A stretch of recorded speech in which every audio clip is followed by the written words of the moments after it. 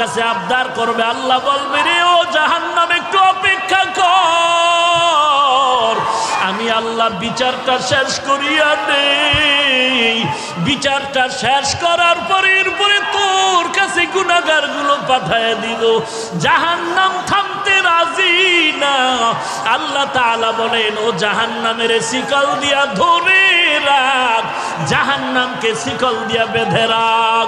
৭০,০০০ রহমতের ফেরেশতারা জাহান্নামটাকে বেঁধে ধরে রাখতে পারে না।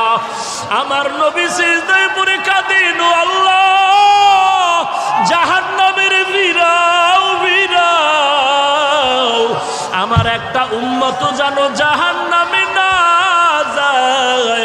জাহান্নামের ভয় আমার নবী সিজদায় পড়ে কান্না শুরু করবেন। আল্লাহ বলেন ও নবী আপনি একটুও কাঁদবেন না, আপনার উম্মতের জাহান্নামে আমি আল্লাহ দিব না। আল্লাহ কুদরতের হাতে একটু পানি দিয়া ফেরেশতাকে বলবে জাহান্নামের গায়ে ছিটায়া দাও। আল্লাহর দেওয়া কুদরতের হাতের পানি জাহান্নামের গায়ে ছিটায় দেওয়া মাত্র জাহান্নাম পেছন দিকে দৌড়াবে।